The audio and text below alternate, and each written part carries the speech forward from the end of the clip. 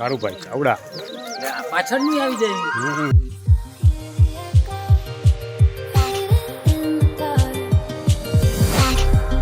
જય દ્વારકાધીશ મિત્રો, કેમ છો? બધા મજામાં જશો. આપણે આજે આવી ગયા છે ઘુમલી આશાપુરા માતાજીના દર્શન કરવા જવા છે.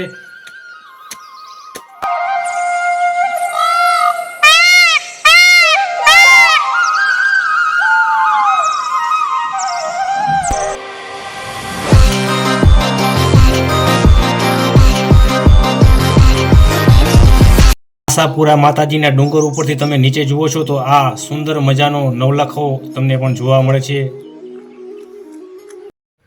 આશાપુરા માતાજીના મંદિરના માથે ચડવાના પગથિયા છે. વરસાદને કારણે કેટલા સુંદર અને સાફ છે, એવી જોવાની ચડવાની મજા આવે છે ભાઈ.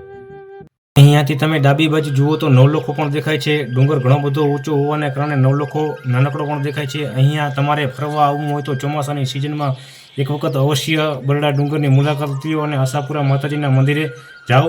ચોમાસાની જે મજા આવે છે. જય આશાપુરા માતાજી. હવે આપણે લગભગ અડધો ડુંગર ચડી ગયા છે અને અડધો ડુંગર બાકી છે અને ઘણો બધો એમ તો ડુંગર ઊંચો છે. અમારા સાથીદારો મિત્રો ઘણા બધા હતા પણ આગળ નીકળી ગયા. હાલો માતાજી, તમારે દર્શન કરવા આવવું છે? હાલો હાલો હાલો હાલો હાલો હાલો.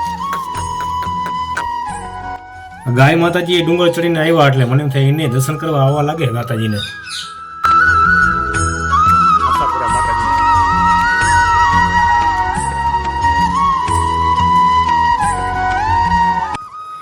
ગાય માતાજી મને લાગે માતાજીને દર્શન કરવા આવતા લાગે. ધોઈડ આવે. આ જમણી બાજુ જે મિત્રો તમને ડુંગર દેખાય છે એ અભાપારા માતાજીનો ડુંગર છે. એ ઉભા રહ્યો વાહે રહી ગયો. ઉભા રહ્યો ખબરો મિત્રો. ફ્રેન્ડ સર્કલ બધા આગળ વયા ગયો, વાહે રહી ગયો. ક્યાં પૂગી ગયા? ઉભા રહ્યો. જય દ્વારકાધીશ મિત્રો, આજે આપણે આવી ગયા છે બરડા ડુંગરમાં. જય માતાજી. પાછળ જે તમને ડુંગર દેખાય છે એ વેણુ પર્વત ડુંગર છે. ત્યાં જવાની સખત મનાય છે. ઘણા બધા આપણે પહોંચી આવ્યા માતાજી આશાપુરા માતાજીના મોઢ પાસે. હવે દર્શન કરી લઈએ માતાજીના. જય આશાપુરા માતાજી.